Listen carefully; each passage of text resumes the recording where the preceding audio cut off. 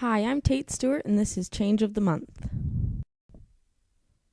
Although there are many different types of heart conditions, I'm going to focus on two: coronary artery disease and congestive heart failure. A healthy heart is a strong muscular pump a little larger than a fist that pumps oxygen-rich blood continuously throughout the body. Coronary artery disease is when a substance made up of cholesterol deposits called plaque builds up in the arteries that supply blood to the heart.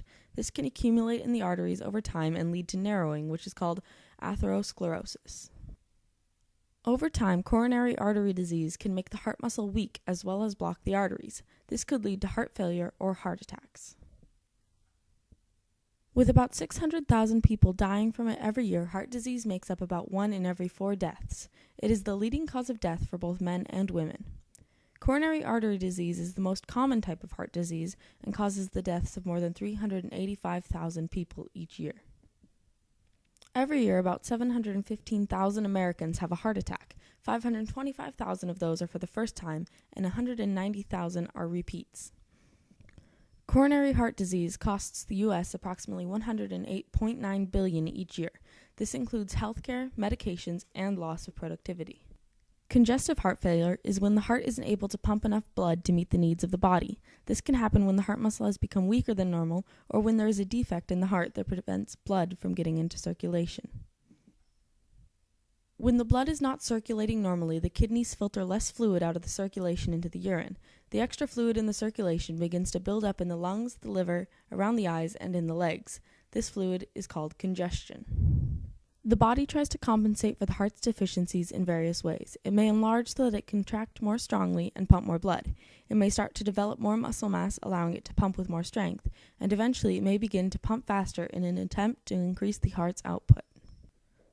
Sometimes, if the heart failure gets too bad without medical intervention, the blood vessels will narrow to keep up blood pressure, and the body will begin to divert blood away from less important tissues and organs in order to maintain flow to the most vital parts. The body's attempts may temporarily mask the problem of heart failure, but they do not solve it. Heart failure continues to get worse, either until complete failure or medical attention. 1984 I had my heart attack. You had your heart attack? And, well, I'll tell you how it started. I was at home, and I was hot. You know, your heart doesn't have any pain. You can't feel pain in your heart. Yeah. If you did, you'd feel it beat.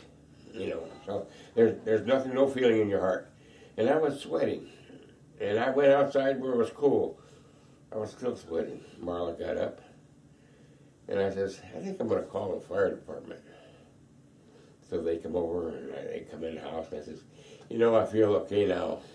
I'm sorry I called you. And they says, no, we're taking you in.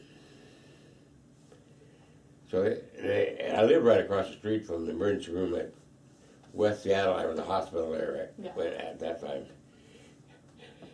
And they said, where do you want to go? And I says, sweeties, they says, thank God we didn't want to take you next door. So they took me down to the hospital, and I'm in the hospital there, sitting there, and I'm feeling pretty good.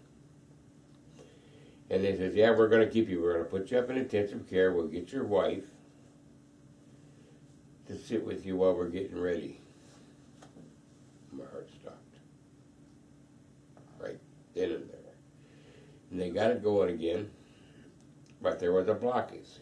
And they said, if we go in and unblock that blockage, we can save your heart from getting damaged. And there's some kind of a vein down in here somewhere they can get into. Mm-hmm. And they went in there and they squirted something on the heart, and it unblocked it 10%, which was enough to keep my heart from getting damaged. But that's about all. Yeah. So 3 days later, I had my first open heart surgery. I have a cut from here to here that's been opened 3 times. I have one here. And you can see this one. Oh, wow. And I got one over here. Is that to get to the veins? They take the veins out and put them in there. Use it for they use it to rebuild the heart. So that's what they did.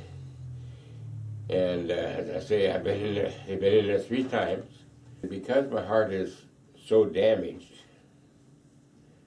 to only a quarter of it is functioning. It's, what it amounts to is the normal person heart produces blood to the area 50 to 60.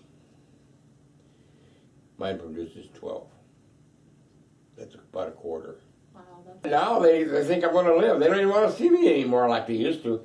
I used to go see the heart doctor every 3 months, and my regular doctor every 2 weeks. wow. Now I see my heart doctor once a year and my regular doctor every 3 months. That's good. So, and I'm older.